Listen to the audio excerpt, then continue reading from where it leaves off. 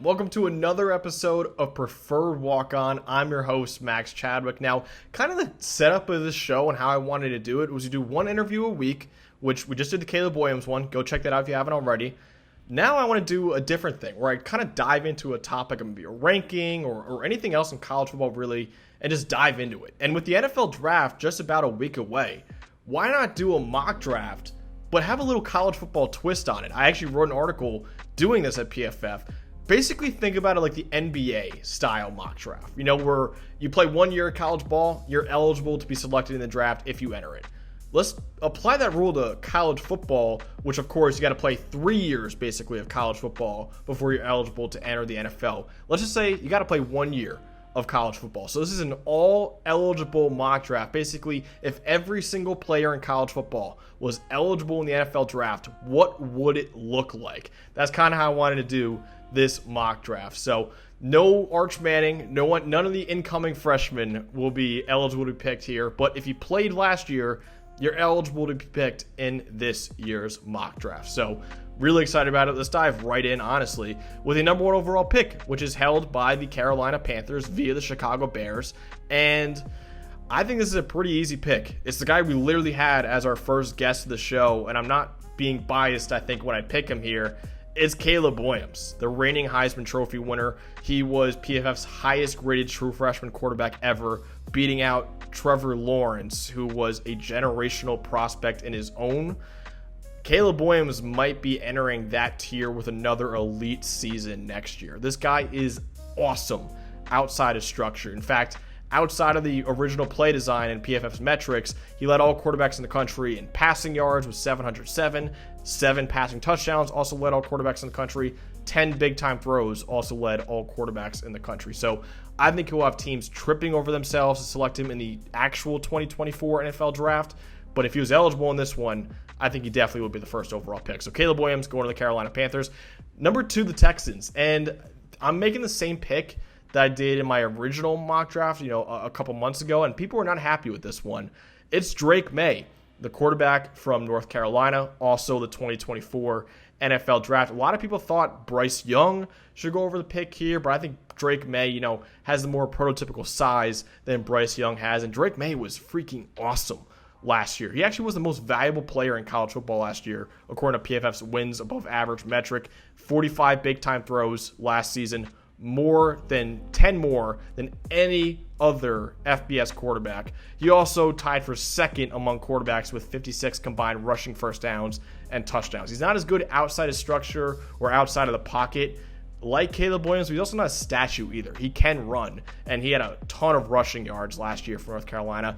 Lots going to be on him next year, obviously, without Josh Downs, without Antoine Green, and without their offensive coordinator, Phil Longo, who's now at Wisconsin. But Drake May, I think, will be pushing Caleb Williams, honestly, for the top quarterback next year. It's kind of just what you prefer, honestly, next year, where you prefer a guy like Caleb Williams who could create outside the pocket, or Drake May, who, passing-wise, will destroy you mostly from within the pocket. Number 3, Arizona Cardinals. This one is kind of looking into the future because it hasn't happened yet, but DeAndre Hopkins is on his way out, honestly, right? I don't think he's returning to Arizona. They seem to be blowing up the entire team right now with Budda Baker requesting a trade.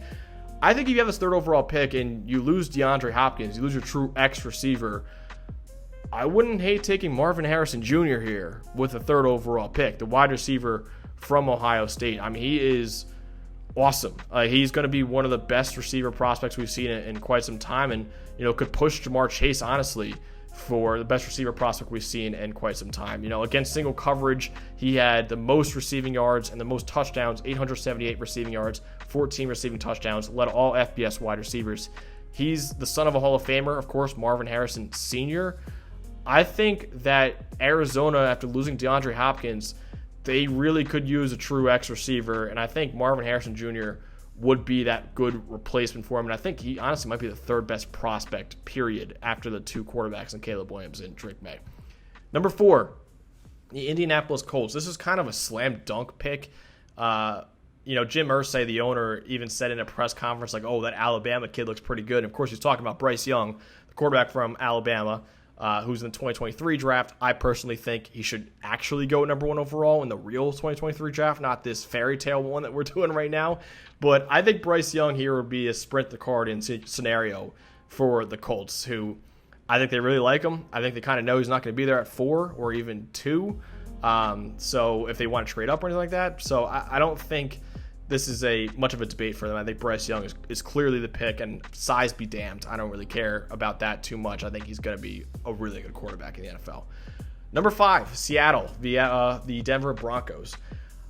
I don't know if Geno Smith is a long-term answer here, and I think staring them in the face right now is C.J. Stroud, and I think if he's there, I understand the need for pass rush, and Will Anderson Jr. is still on the board here. Jalen Carter is still on the board here. And some other younger guys are still on the board here. I still think, though, that they probably want to get a long-term answer. I know they just gave Geno the contract, but I don't know how much of a plan he is going forward. I mean, he is in his 30s now. I think they're going to want, someone like C.J. Stroud to develop behind Geno Smith. And, the big question for Stroud is, okay, he's been protected a lot in that Ohio State offense with, NFL players all along that offensive line throughout his 2 years as a starter there. And, of course, 5 probably first-round wide receivers he got to throw to while there. And Garrett Wilson, Chris Olave, Jackson Smith and Jigba, Marvin Harrison Jr. and Emeka Egbuka.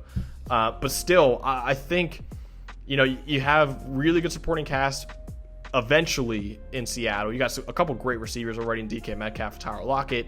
And then, of course, you have the 2 young tackles that I'm really a big fan of in Charles Cross and Abraham Lucas.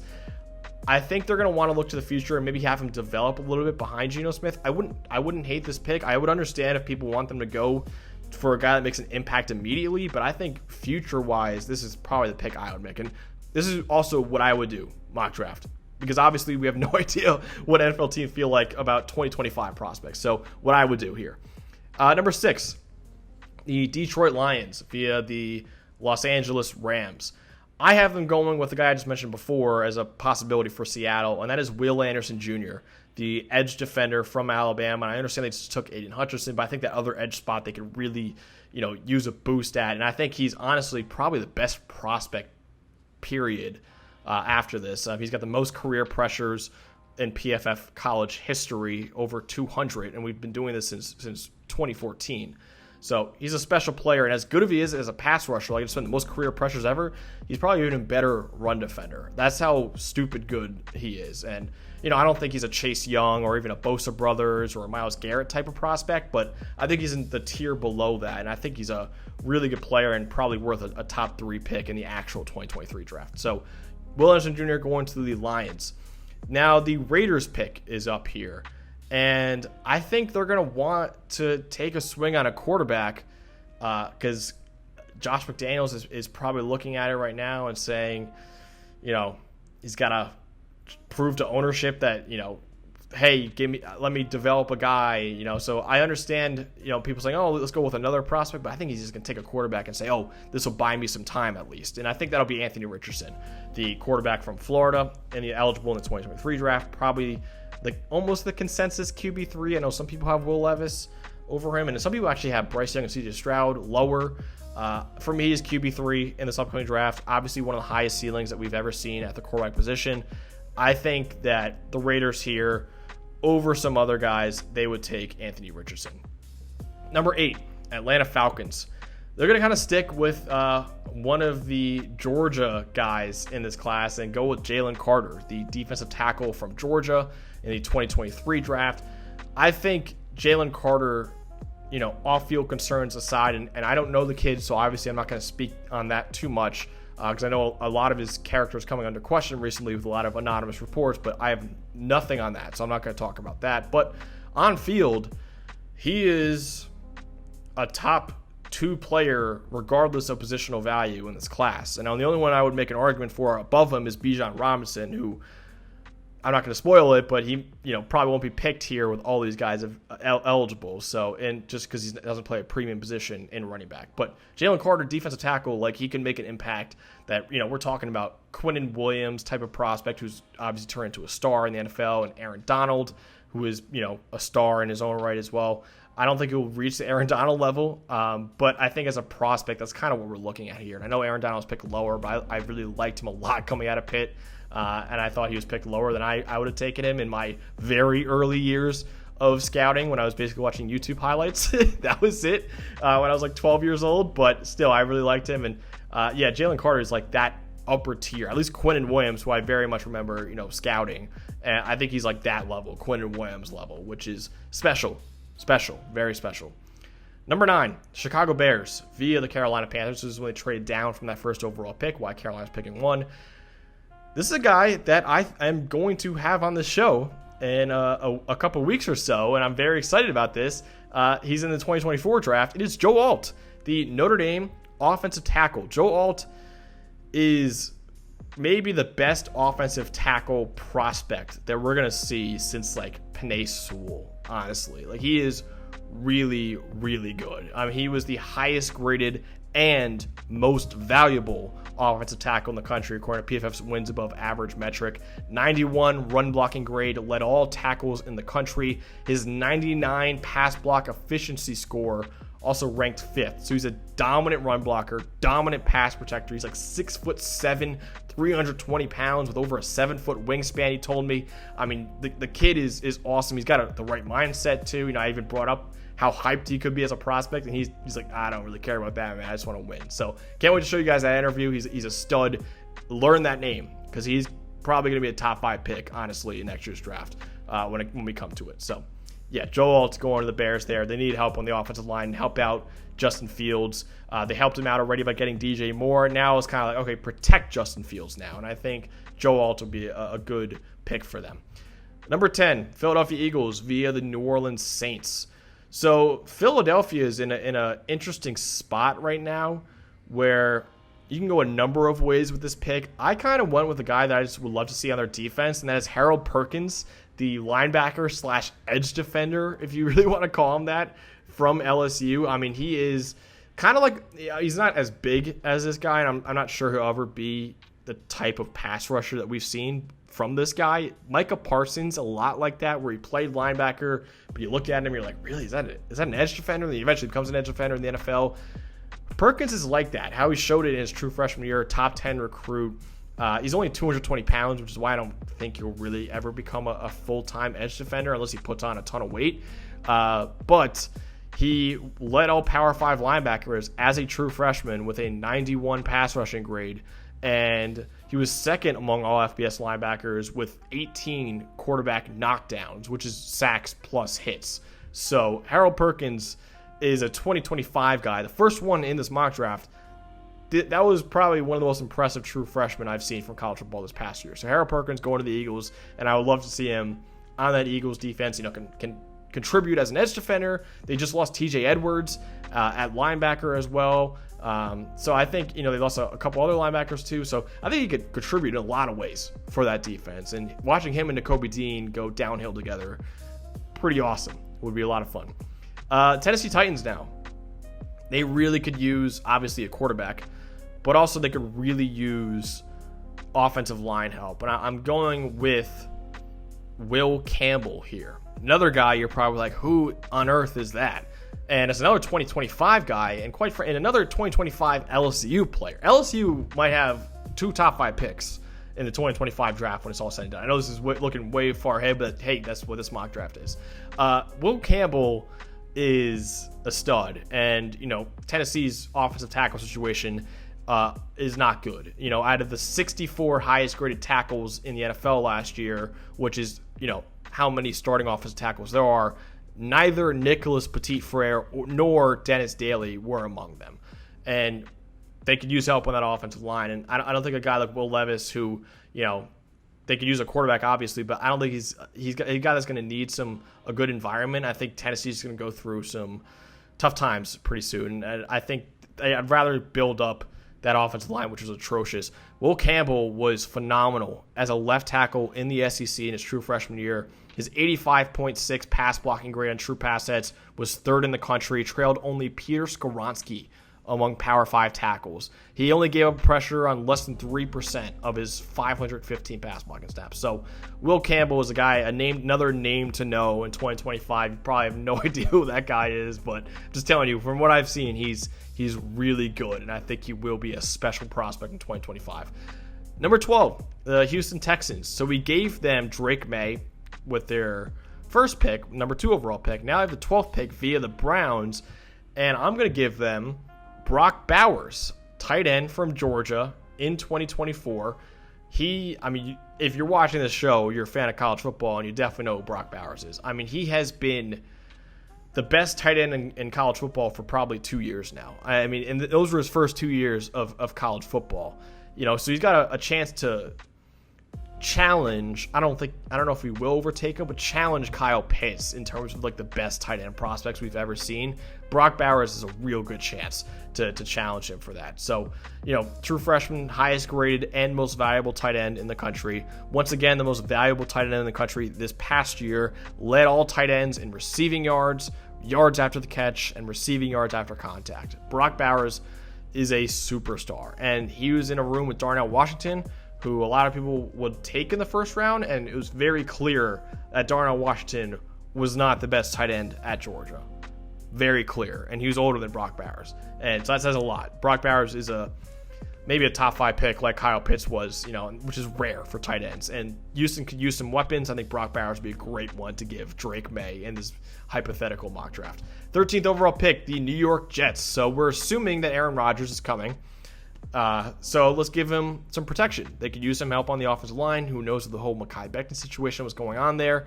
Dwayne Brown and George Fant weren't really great this past year. Like I said, Mekhi Becton's only played 1 game over the past 2 seasons. Let's give him J.C. Latham, a 2024 guy. Going to be right behind, I think, Joe Alt for the best tackle in the 2024 class. We're going to get into another one pretty soon. But Latham was elite as a pass protector. I mean, this is one of the guys that, you're not surprised by how good he is. He was an extremely, extremely highly rated recruit coming out of high school. I believe he actually was the highest rated offensive tackle recruit, since 2015. Yeah, Martez Ivey was a higher rated one coming out of high school in 2015. And so J.C. Latham is the best that we've seen in 6 or 7 years, coming out of high school at least. And he's lived up to it at Alabama so far. He played right tackle for the Crimson Tide this past year.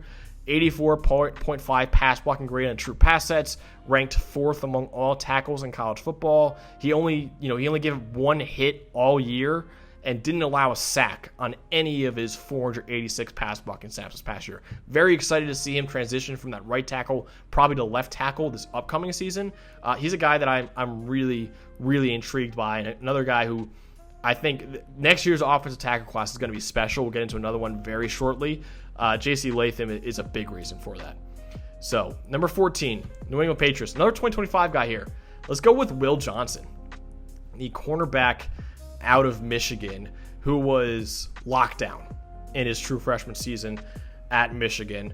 He's a bigger corner, 6'2". He former 5-star recruit, has all the tools you could want at the cornerback position, and he dominated his freshman year. He was first among all Power 5 corners with a 91.1 grade in man coverage. To me, he reminded me a lot when I watched him on tape. Lofty comparison, but Patrick Surtain reminded me a lot of a bigger corner is going to lock you down in man coverage. Very fluid on tape too. I just loved what I saw from Will Johnson, and I'm excited to see. It's kind of scary that he's got 2 more years of college football because he was one of the best corners in the country already as a true freshman, which is a hard position to come in and dominate at. And I think Will Johnson will be a special prospect in 2025. Number 15 overall, the Green Bay Packers, who are now presumably moving on to the Jordan Love era, and they wouldn't hurt to give him some weapons, unlike what they did with Aaron Rodgers really throughout the last few years. And my wide receiver 1 in this year's draft is still available, who is Jackson Smith-Njigba, the wide receiver out of Ohio State. Yes, he only played 60 snaps this past year due to a hamstring injury. Yes, he's basically only a slot receiver, but he was so good in his sophomore year. And he was on a team, I'm not comparing him to this guy, but the situation was a lot like when Jamar Chase was breaking SEC records for receiving. And also on that team was Justin Jefferson, who was a year older. So that was like, what is going on right now? Ja'Marr Chase is only a true sophomore. I believe Jefferson was a senior that year too, so maybe a couple years older. And that was like, whoa. Like Ja'Marr Chase might be different. Obviously Jefferson, better receiver of the two, I would say right now. But still, like when you dominate like that, when a guy who's that good and also older than you does a lot. A lot like the situation with Jackson Smith and Jigbo when he led all Power 5 receivers in receiving yards in 2021, when that team featured 2 top 15 picks in Garrett Wilson and Chris Olave. And Wilson just won Offensive Rookie of the Year. Olave had a great rookie year himself. I think Jackson Smith and Jigba is going to be a fantastic receiver in the NFL. I think he'll be a really, really good receiver in the NFL. He does almost everything right at the position. Packers could use like a slot receiver to go along with Christian Watson. I would really like this fit in Green Bay. And I think he could be Jordan Love's best friend almost immediately. Washington Commanders at 16. Another 2023 guy here who has some questions about his length, but I really like Peter Skoronski as OT1 in 2023. I mean, he was kind of thrown in the fire immediately as a true freshman at Northwestern when Rashawn Slater opted out of that season. They threw a true freshman at left tackle in the Big Ten, and Peter Skoronski thrived at left tackle in the Big Ten. Grade above 80 in all 3 of his years, was especially dominant this past year. I think Peter Skoronski is OT1 in this class. I really do. I'm a big fan of his game, and his 93 pass blocking grade led all tackles in college football. 1.3% pressure rate allowed was second among all tackles in college football. So he could play guard, of course, if you need him to, but I think the Commanders would be smart to try him out at tackle. So that's where I have him here. 17th overall pick, the Pittsburgh Steelers. I have him going with the CB1 in the 2023 NFL draft, and that is Devin Witherspoon from Illinois. I mean, he, is a press corner. Steelers ran press coverage on more than 65% of their plays. This is kind of the dream scheme fit for them who need corners. On 107 press coverage snaps this past year, Devin Witherspoon only allowed one yard on 107 press coverage snaps. He is special in press coverage. And by the way, he lays the boom in the run game too. I am a huge fan of Devin Witherspoon, so the Steelers should be over the moon with him here at number 17 overall. Detroit Lions at 18th overall. This one is interesting after you take Will Anderson Jr., the edge defender. This was kind of a value pick for me. I know a lot of people want them to keep attacking the defense. I went with Emeka Egbuka, the wide receiver from Ohio State. I just think he's so silky smooth. I think Ohio State is the 2 best receivers in college football next year, between him and obviously Marvin Harrison Jr. But I think Emeka Egbuka, they could use another receiver after Amon-Ra St. Brown, Jamison Williams they just took last year. Emeka Egbuka is like that smooth receiver that I think would fit really well at that Detroit offense and be, that 3-headed monster they have at receiver would be pretty awesome, So I'm a big fan of that. I never think you could have too many receivers. Emeka Egbuka was fantastic. Emeka Egbuka was the second most valuable Power 5 receiver last year. PFF wins above average metric behind Marvin Harrison Jr.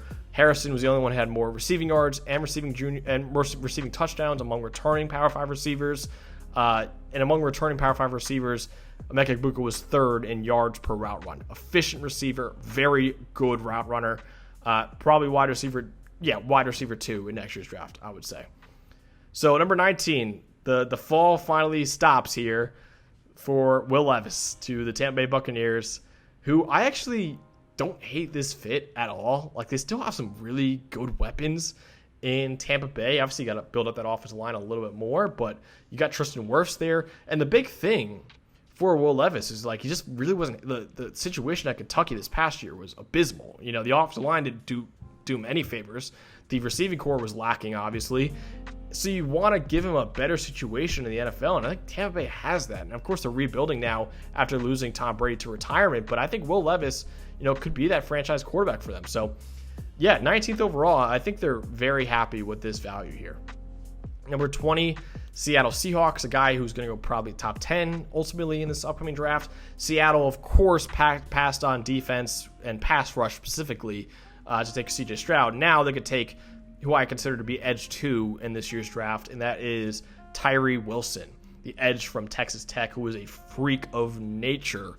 His wingspan is absolutely ridiculous, and Seattle really loves their toolsy players, and I think Tyree Wilson fits a need, and he's a great value here, I think, at 20 as well. So love that pick.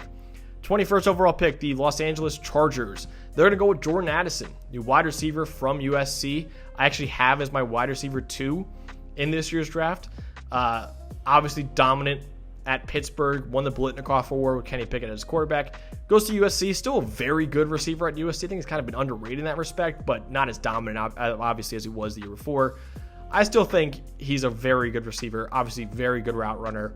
And Justin Herbert needs some weapons, man, and I think he would fit really well in LA with Justin Herbert. 22nd overall pick, the Baltimore Ravens, who kind of are in a state of flux right now. They just got Odell Beckham Jr. Lamar Jackson, I think, is going to come back at least for this year. Obviously, only a 1-year deal for OBJ. But, with OBJ coming in, they could afford to bump up the secondary a little bit.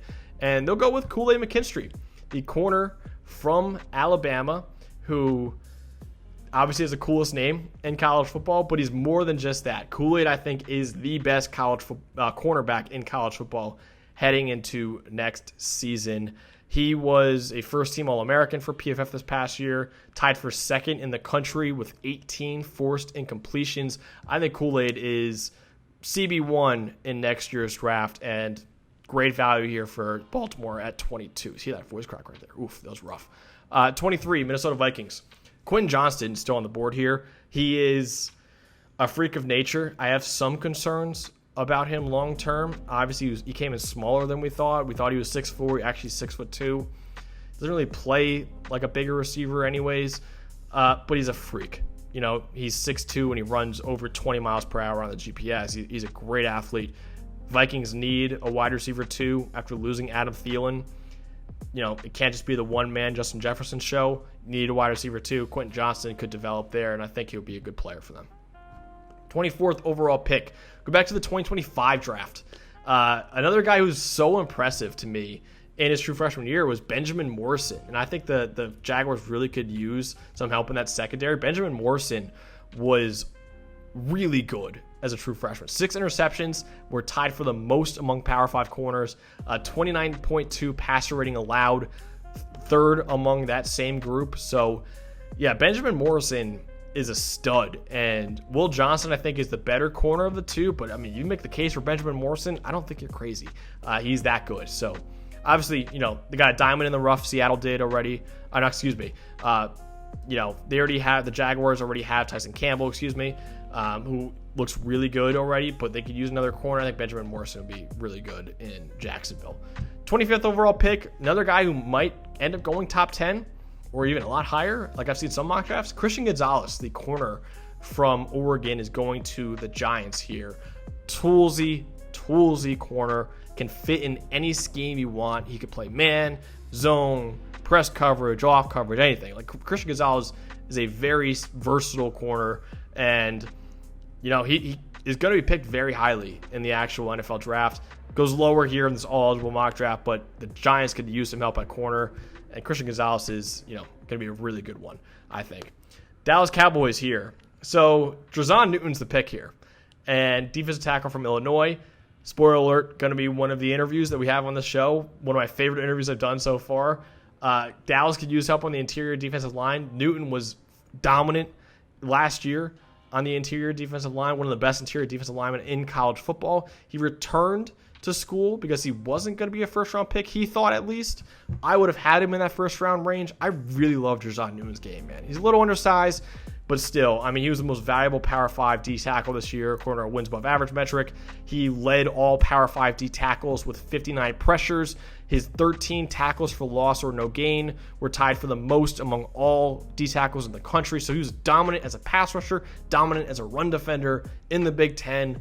he's a guy that I'm all over for next year's draft, and I would have taken him in the first round in this year's draft. He came back to school, going to be even better next year, I think, and he's one of the best defensive players in college football, period, for next year. 27th overall pick, Buffalo Bills. This was that 2024 offensive tackle that I was talking about earlier. Spoiler alert, another interview that we have on the show is Olu Fashanu, the offensive tackle from Penn State in 2024, going to the Bills, who could really use help on that offensive line. And Fashanu's a dominant pass protector, so Josh Allen's going to love him. Could use some work on the run game, which is a big reason why he came back. But there are a lot of people, a lot of well-respected people in the offensive line industry, in the draft industry, whatever, who thought of this guy as the top tackle in this year's draft. And then he shocked everyone when he said, no, I'm going back to school to earn his master's degree, no less. So amazing head on his shoulders.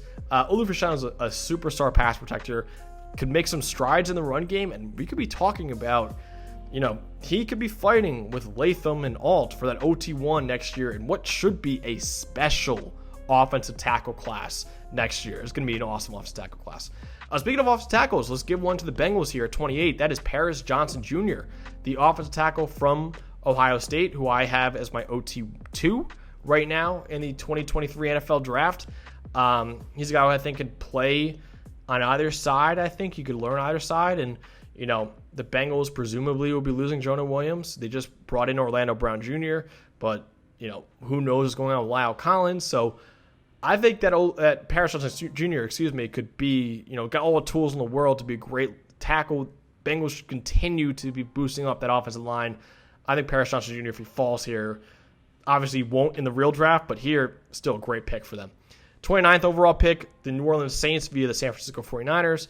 They're going to go with Jared Verse, another guy who came back to school, a lot like Jerzon Newton and Olu Fashanu, who Jared Verse is maybe the most surprising returnee. A lot of people thought he was going to be a top 20 pick, and he comes back to school and is arguably one of the best defensive players. Not arguably, he is one of the best defensive players in college football. I think he's the best edge defender going into next year.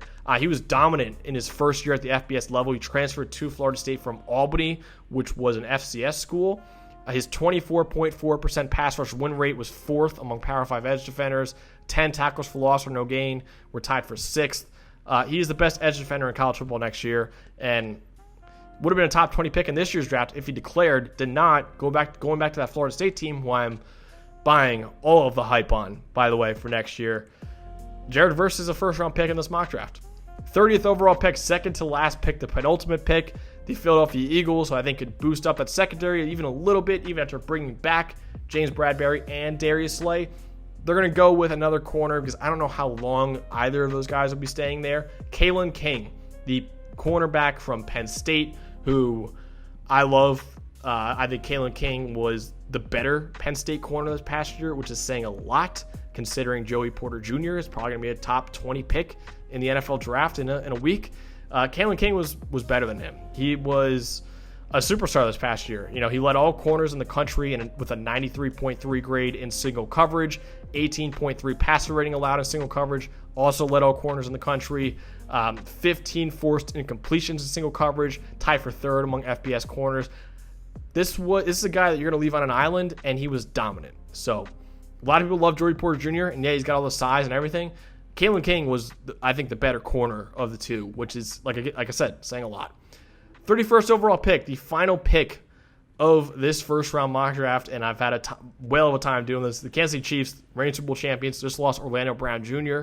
So let's give him a replacement in Kelvin Banks, a 2025 guy to keep an eye on, who a lot of people thought would be going higher probably in this special mock draft, but I was just more impressed with Will Johnson than I was by Kelvin Banks, but that's not to say Kelvin Banks wasn't a stud in his true freshman year for Texas. He's a former 5-star recruit, 3.5% pressure rate allowed on true pass, that's 6th among Power 5 tackles. He is a really good player. He needs to develop as a run blocker a little bit, but still, as a true freshman, playing left tackle at the level that Texas is playing as, going against Will Anderson Jr. in his second game of his career. I mean, he, played well against Will Anderson Jr. and Dallas Turner on a number of snaps. So Kelvin Banks Jr., another guy, keep an eye on in 2025. I think he's going to be a guy that, could go high in 2025 NFL draft. And after losing Orlando Brown Jr., Chiefs could use some help on that offensive line. But that's what we got for this all-eligible mock draft. Of course, this was a awesome time doing this. I had a ton of fun doing this kind of specialty mock draft for you guys. Leave me comments below, though, because I know there's some picks that you guys hate here. Let me know in the comments below what picks exactly you hate, and we'll get into it. I can't wait to interact with you guys. But yeah, that's what we got for this all-eligible mock draft. So I appreciate you guys watching, and yeah, I'll see you next time.